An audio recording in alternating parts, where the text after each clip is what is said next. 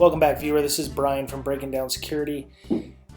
This is part 2 of our interview with Paul Coggin. If you didn't get enough scares during Halloween, this will instill a little bit of fear in you. We started talking about in this interview Lawful Intercept. We also talked about how easy it is to exfiltrate data if you're using things called route maps, if the bad guy's using route maps. We also got a lot of great links in our show notes about various tools and articles to get yourself up to date on network protocols, BGP, IGRP, RIP, OSPF, those kinds of things. So if you are interested and haven't listened to part 1, I recommend you go back and listen to part 1 because it was a really great interview. It introduces who Paul is. And I'm going to put you right in here where we start talking about Lawful Intercept, which is another really big deal if you're an organization or if your ISP requires Lawful Intercept. So I hope you enjoy it and have a great week.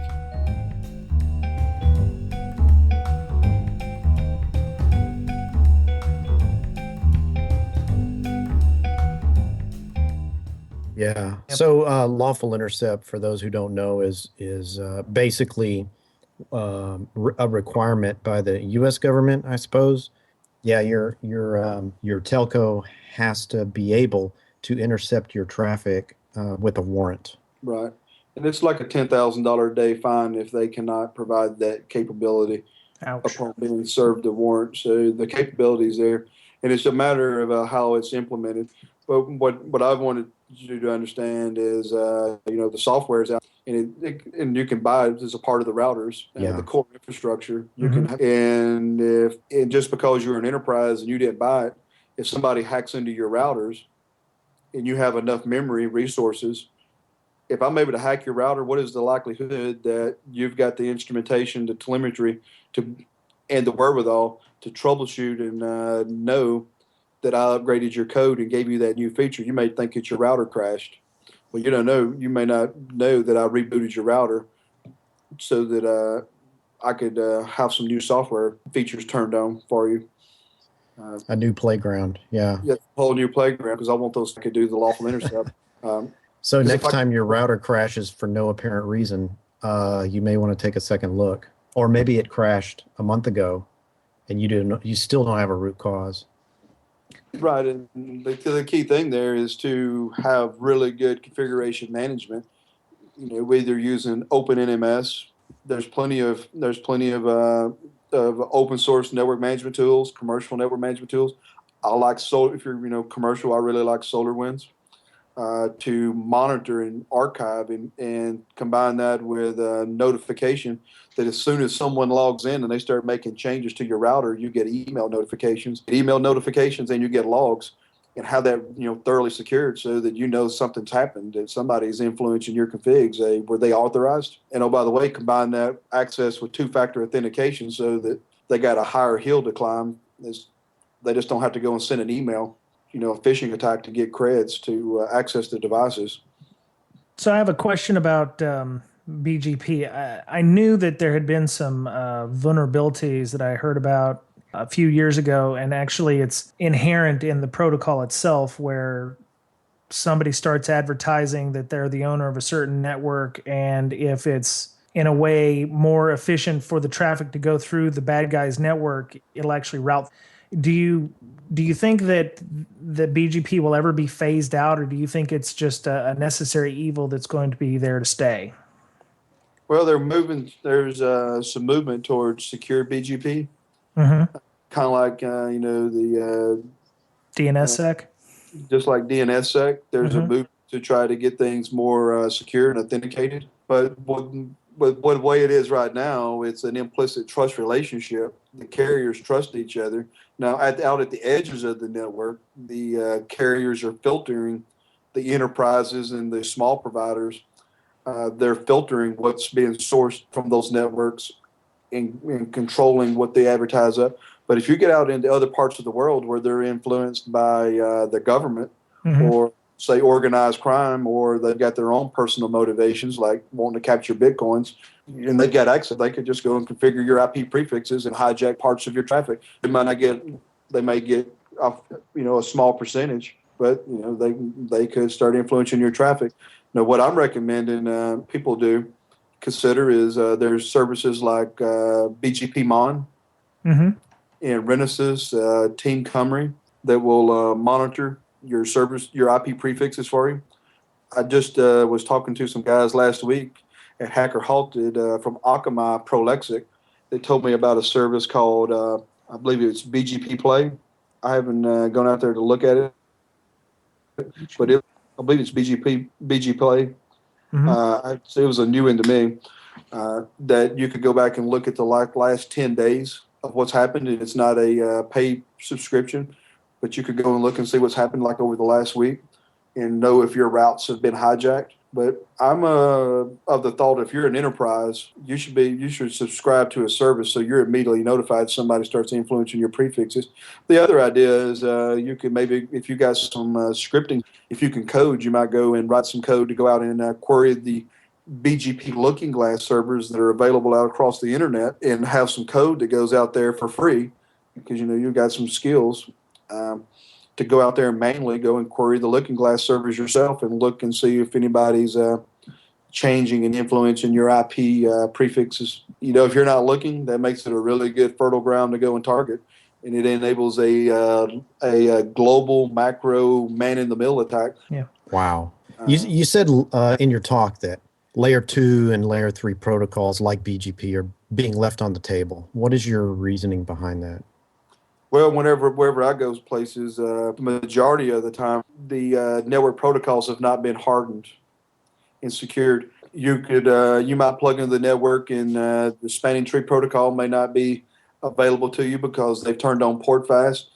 But at the same time, say you may plug into another network and you see the spanning tree protocol that you could influence layer 2. With a tool like Yersinia. You want to plug in, open up your packet analyzer, whatever your favorite one is, Network Miner, Sniffer, Wireshark, etc. And you're going to see possibly RIP, OSPF, EIGRP, multicast out on the wire. And it's low-hanging fruit, and you're going behind a organization that has had years of auditing, and the auditors are leaving that on the table because they're all busy running scanners. Now, at the talk at DerbyCon, I was really glad to hear that Tenable is coming out with some tools for Nessus so that they're going to look at and detect that. So the auditors are going to be notified now.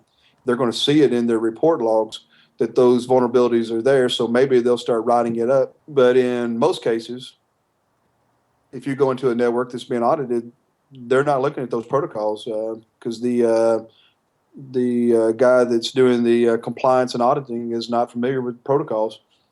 It's not his fault. He's just not been trained.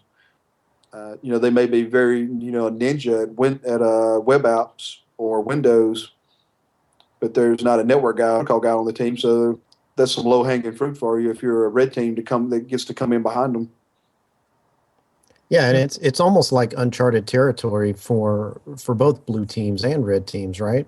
I mean, it is for me, but it's not that it's not known. I mean, you got guys like FX that's been out there for years publishing papers on this topic. If someone is not looked into it, they need to go check out what FX at Phenalit and the ERNW guys over in Germany, because they're all over it. That's the papers I'm reading on protocol security. But you go out there right now though, and it's like they haven't been addressed by the teams that's gone in before to do audits. You name the compliance that an organization is under, but yeah, those protocols are left out there. Yeah. So FX. How do I search that? Just go. It's his name is Felix Linder. Yep. Okay. And he is a world-class router, reverse engineer, exploit developer, world-class network engineer, knows network protocols, network architectures, embedded systems inside out. He's a world-class guy. Lots of stuff published out FX. And like I said, the ERNW guys I'm a huge fan of them as well. If you're wanting to get into this, and take your network skills to another level as far as the network engineering domain goes. It's some low-hanging fruit for you.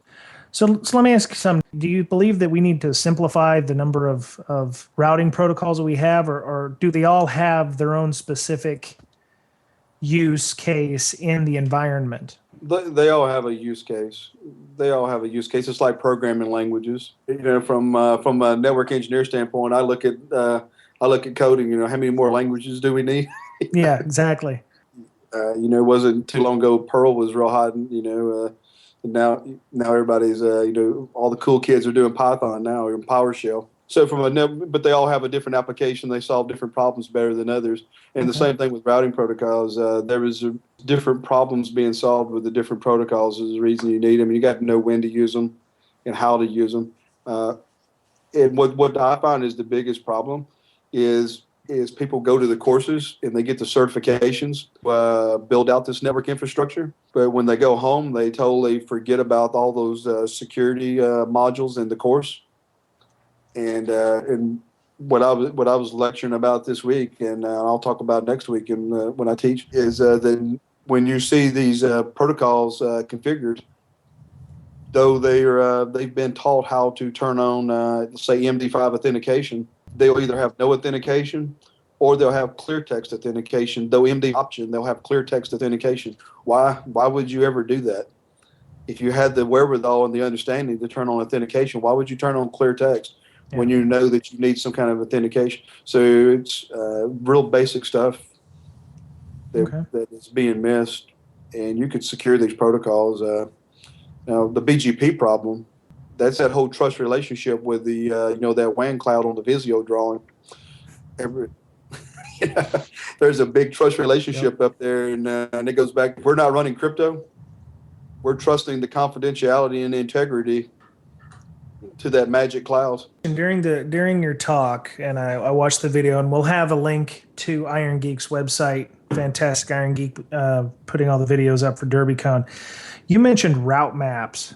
Now, route maps, from the way you made it sound, scare the hell out of me, because it sounds like that they go and override any ACL that is on the router. I didn't get a good understanding of what those are. So for those of us who don't have CCs after their names with Cisco stuff, could you maybe? So what's going on with that? There's a concept called policy routing, and you can use route maps to override the routing table. So the routing, say you got a routing table and it's wanting to send traffic. It's converged. It might be static. It could be a dynamic routing protocol that the routing table is utilizing, and the traffic is destined to go northbound, for example. But with using route maps, you could override that that northbound path and specify the traffic that is of interest to you using an access list, which is kind of like a firewall rule. And you could associate that filter, that access list, to the policy routing, to a route map, and specify that the traffic that you define of interest, that, hey, this traffic is going to go west. It's not going to go north. It's actually going to take a path west, and it's going to override the routing table and go the path that you tell it to. And so what I wanted to portray there is, what if there's traffic that I want to exfil out a backdoor connection, say out a tethered 3G, 4G modem, and if I've got access to your router, and I know that you have all these perimeter defenses, you have net flow and other types of data loss prevention, and you're looking for traffic trying to head out northbound, well, maybe I can go and use policy routing to send traffic out westbound, pointed toward my PC that I've got a 3G, 4G modem hanging off of, and your perimeter defenses, your DLP never sees it. Yeah, because it's that's just, I try to throw some stuff out there to get the guys, the blue team guys, to think out of the box for defense, and the red team guys to be think about, hey, this is a trick we might be able to do if we get access to a router. And it could be that you could use that policy routing to override the routing table and maybe enable a layer 3 man-in-the-middle attack where you're hopping between VLANs. Now, it wouldn't be sufficient. I mean, it wouldn't be efficient, because when you do this, it's happening in software. it wouldn't be happening in the ASIC, so you might have a performance hit. Yeah. So you'd want to be very, very granular. If you're implementing this as a red team, you would want to be very granular in the traffic that you specify you want to influence, so that you don't cause a big CPU hit. My whole point is try to get people to think out of the box. If you get access to that router, what could you do? Here's a few ideas. Yeah. Use your these guys that go to DerbyCon and these other gatherings. There's some extremely creative minds. There's no telling what they could come up with if they start thinking about those tools and features and capabilities. So I just wanted to go seed the thought. Let's talk about ingress and egress filtering. I mean, how important are these in your opinion, and can you give examples of attacks on weak or non-existent filtering? Everybody, most people anyway, filter the ingress, the inbound traffic at their perimeter firewall. During a lot of the red team engagements or network architecture reviews, we find that there's very limited outbound filtering. I would really recommend locking down those trust relationships so that the servers and the network infrastructure cannot communicate past your perimeter, that they can only communicate with where, internally and where they should go.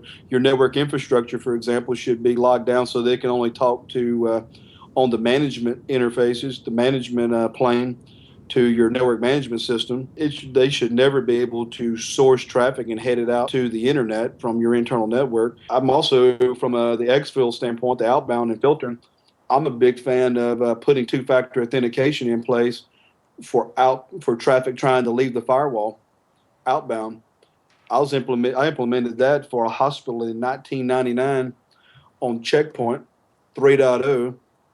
And actually, maybe it was 3.0 or 4.0. It might have been 4.0. I can't. It's kind of blends together there. But it was in '99. I put that in for a hospital with two-factor authentication. Later, replaced it with a Cisco Pix, do a two-factor authentication, so that the only way you could go to the internet is if you had a RSA token. Okay. And so one of my thoughts is, if you wanted to go and limit exfil and stop the pillage and plundering, whenever somebody gets a phishing attack, the only way they could get out, if you implement that two-factor to go to filter outbound traffic, they'd have to piggyback on a live session. That would narrow that surface of attack down tremendously. Yeah, that's hard to do. So there's some of my thoughts on the exfil outbound.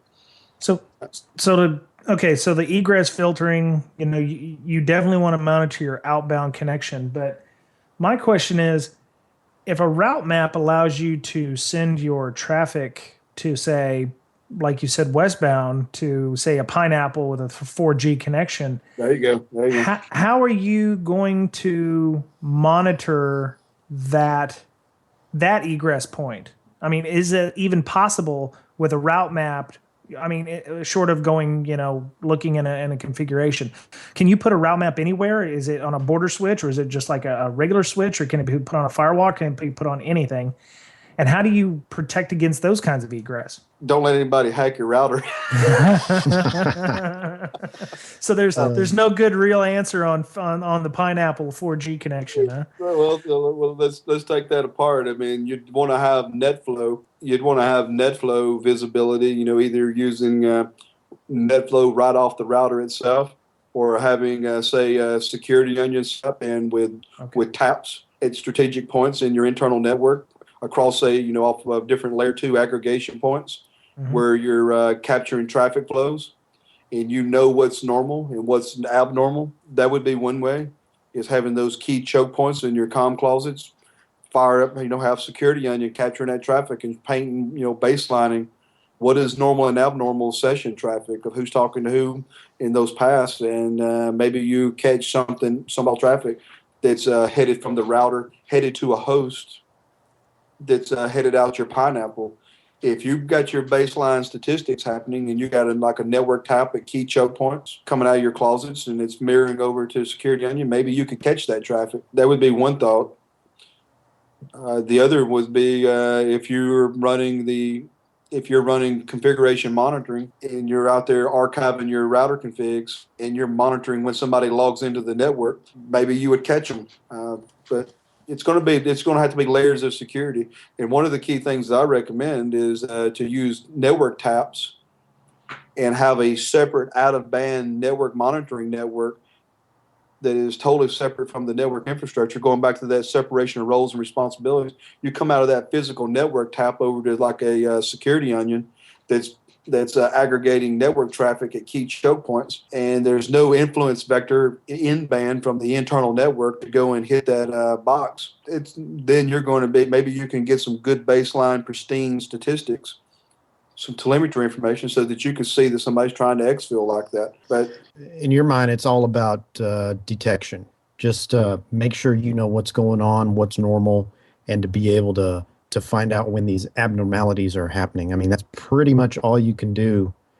Because if you get a 0-day on a router, I mean, no patching is going to fix that. So you got to be prepared to have one of your routers compromised, and be able to detect what's going on, like configuration management, change management, security onion, span ports, going to intrusion detection systems, that sort of thing, right? I mean, that's basically your number one recommendation. I recommend you take the OSI model and you take it apart layer by layer and put secure visualization and instrumentation on each layer. How are you monitoring layer 2? How are you monitoring layer 3, 4? How are you monitoring your apps, and get visualization and telemetry on that, so that if any layer of that network gets popped, you've got some instrumentation, some telemetry that you trust, that at outside, someone that's broke into the internal part inside of that enterprise cannot influence. But in many cases, though, what you're going to see is, if you can break into the enterprise network, the security operations tools are common with all the rest of the enterprise network. So if the bad guys can find it, they can influence your logs. Maybe turn off the flows. Maybe influence the traffic flows that you're getting, and because it's all common, and maybe you start missing things. But like, you mentioned the network tap. That's the reason I'm a big fan of the network taps, because it's just an electrical bump in the wire.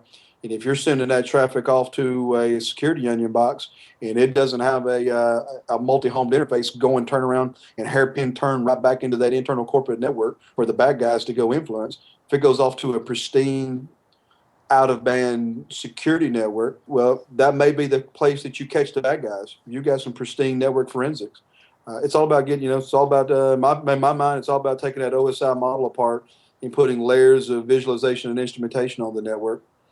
Because, if you got an advanced adversary and they're determined, they're going to get in, and everybody makes mistakes. The bad guys have just got to find one place. Nobody's perfect. No matter, how special a snowflake they are going to make mistakes. And a talented red team is going to find that one mistake. But if you have those layers of telemetry, you'll get them somewhere. You'll catch it somewhere. It may be your layer 2 monitoring. Maybe you get it off the routers, and it's your layer 3, layer 4. Say your net flow. One way you'll catch it if you take it apart and do that. That's one of the things that I'm in with this new Cisco course that I'm going to start teaching, that the threat detection and analysis course that they've got coming out, the S-Cyber. It's going to be really big on about trying to detect these threats. Similar to this, we're doing the packet analysis, looking at the net flow to try to catch these basic problems that everyone is missing. So you're going to teach what you're talking about, break down each one of the layers, and Cisco, see if we can implement. Right, yeah, and actually Cisco is actually, they're teaching, they put together this course, and I'm going to teach it, and I'll bring in what I've seen real world, and what I've seen happen to people, and what I'm doing to networks, bring it into conversation.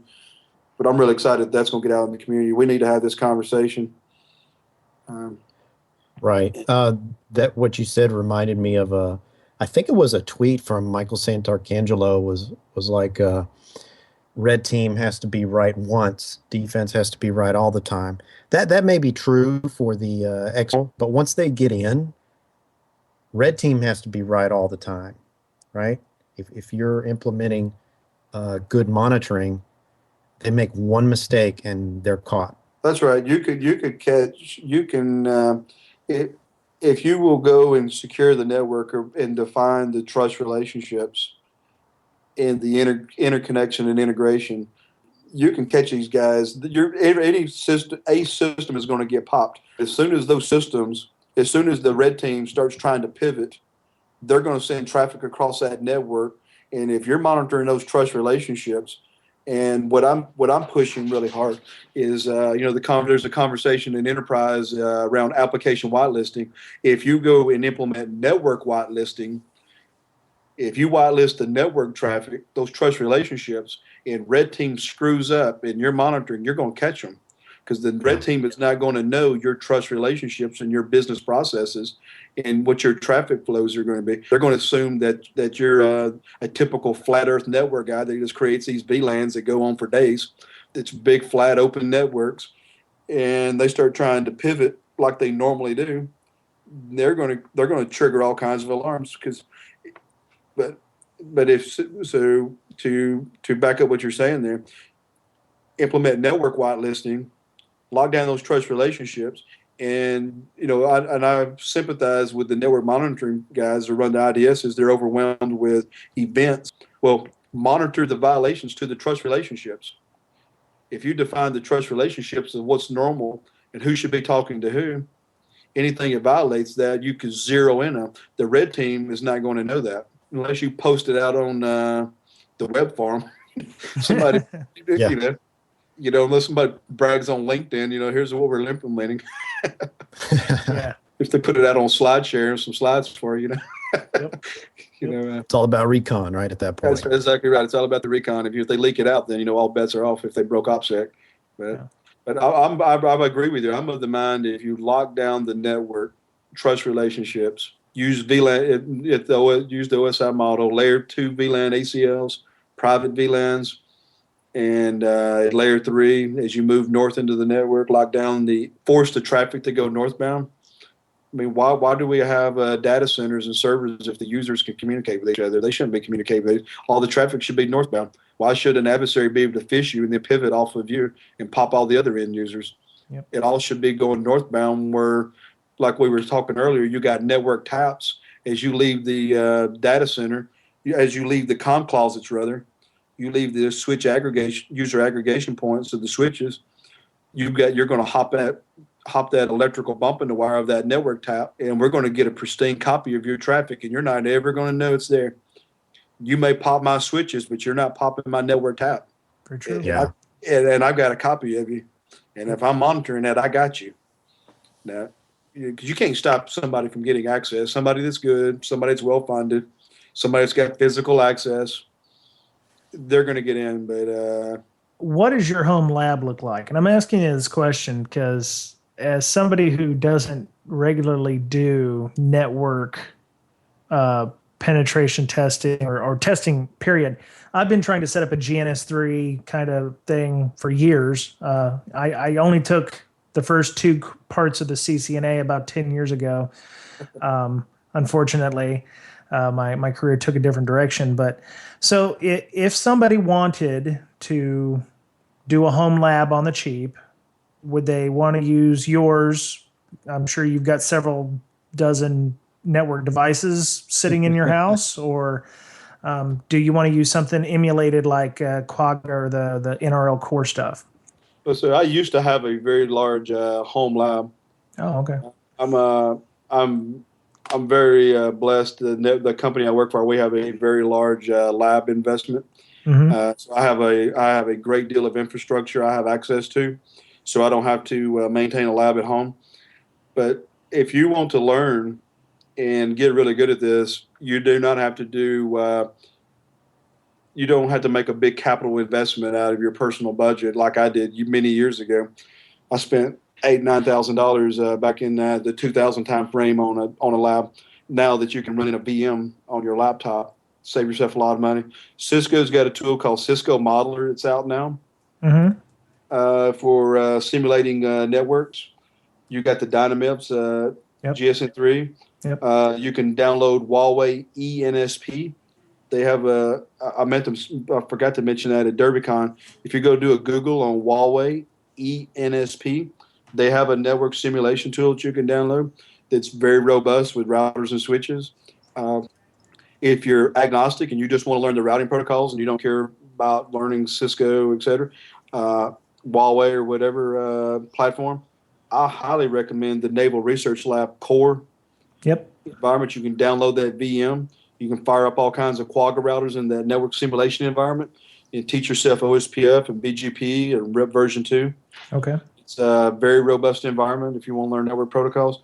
I'm actually thinking about putting a presentation together to do kind of like what you're saying,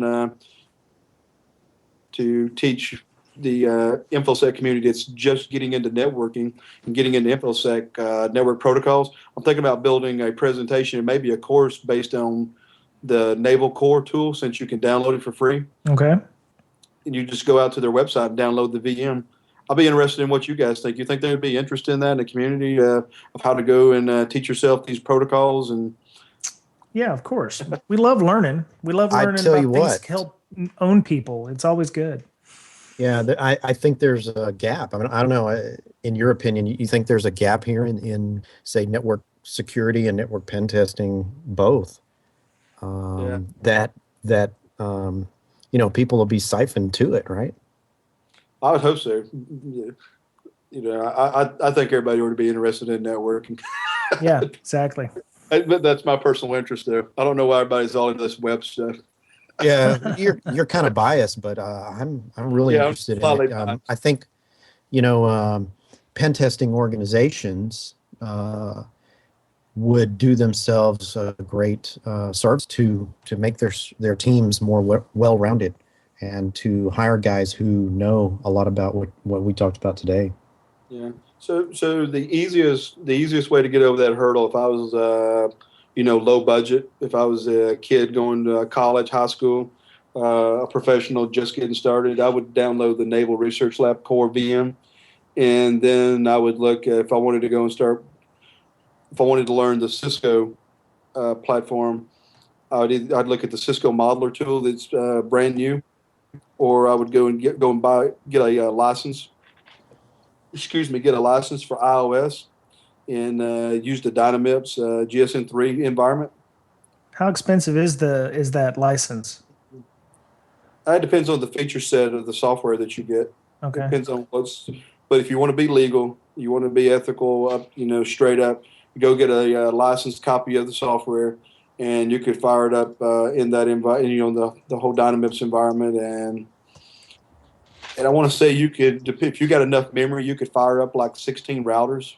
If Wow. you've got enough memory. So you could build a very substantial network of a very great complexity running on a VM or your host OS. Okay. Just need the memory resources. But if to get started, Naval Research Lab Core, I mean, your tax dollars are paid for it. Yeah, I've worked with people at NRL. They do some really great work. So That is a awesome group, and if anyone is interested, I would also recommend, if you need a tool to exercise a network to generate traffic. It was mentioned earlier about traffic generation. They have a tool called MGen if you need something to help you exercise a network that's pretty robust. There's some cool tools just out there in general at the Naval Research Lab. This community should be aware of. Go check out. I mean, it's free. You paid for it. So, okay. All right. Well, I think that was it. Mr. Betcher, do you have any more questions? I know I'm not going to sleep at night after listening to his talk. It's going to keep me up, and probably should keep up any network administrator. But I know my mind's racing right now with ideas. I want to go try. Kind of like after I saw your DerbyCon talk, it was it blew my mind truly to find out some of the stuff you were talking about with the what was it, the Lawful Intercept, and just all kinds of stuff. That was one specific text message I do remember you sending me after you had got out of his talk. You were like, "Whoa, we got to have that Paul guy on the podcast because that was awesome." And I was like, "All right, man, just make that happen." Yeah. If you're interested in the Lawful Intercept, the Cisco side's got some documentation on how they implement that. But I'd also encourage you to go look at Felix Lidner's paper on Lawful Intercept. FX. He's got a really good paper on Lawful Intercept that goes into much greater detail. I just barely scratched the surface. Yeah. Wow. But he's got a really good detailed paper if you're interested in going deeper on that topic. Yeah, we'll post a link to the Lawful Intercept paper, the PDF, on the show notes. So, cool. So, well, that was it for the week. I guess, Paul, the only thing we've got left to do is ask you, what are you doing next? Are you going to be talking anywhere? Are you going to be? I know you said you were teaching the class, but is there any other? Are we going to be able to find you at any B-sides or anything coming up? I'm headed to Deep Sec in Vienna, Austria next month. Oh, very nice. And I'm hoping to work in a visit to B-Sides Vienna while I'm there. All right. Deep Sec is during the week, and then B-Sides Vienna will be on the weekend following it. So I'm hoping to pick up B-Sides Vienna while I'm there. And near and dear to my heart is B-Sides Huntsville, February the 7th. Okay. And that's where all the cool kids are going to be. So if you want to be a cool kid, you need to be in Huntsville. February the 7th for B-Sides Huntsville. There you go. That's where all the beautiful people are going to be. That's right. So how do we find you on Twitter or any other social media networks? Just hit me at Paul Coggin out on Twitter, and I'm on LinkedIn. Okay. I live on Twitter. You can find me just at any time on Twitter. Okay. Just a few hours a day I'm not on there. Yep. You can find Mr. Betcher at Betcher Pwned and myself at Brian Brake. We have a Facebook fan page, facebook.com/Breaking Down Security. And we're on Ello. One of our prior guests, Captain Llama, Llamas in the Network, Mr. Jared, sent us an invite, so we were very appreciative of that. Would you like an invite to Ello, Paul? Yes, I would. Okay, I will definitely send you one because we like to pay it forward here. So yeah, it's pretty amazing. We've we just want to thank the fans, the listeners. We've got almost 10,000 listens, which in less than a year for 10,000 total listens is something I never ever thought we would do. So we're very very happy. And if our listeners have any thoughts or suggestions, please let us know at bds.podcast@gmail.com, or you can hit us up on any of the social networking sites. So, Paul, you're always welcome to come back if you've got to talk, or you just want to come on and rant about network administrators who aren't securing their network trusts. Or we always love having people on to talk about things that they're interested in and help us educate our listeners. So it was a pleasure having you on. I really appreciate you inviting me. I've had fun. It's been great. Thank you. Paul Coggin, everybody. Paul, it's been an honor. And hopefully you'll be on again at some point. And thanks, everybody, for listening.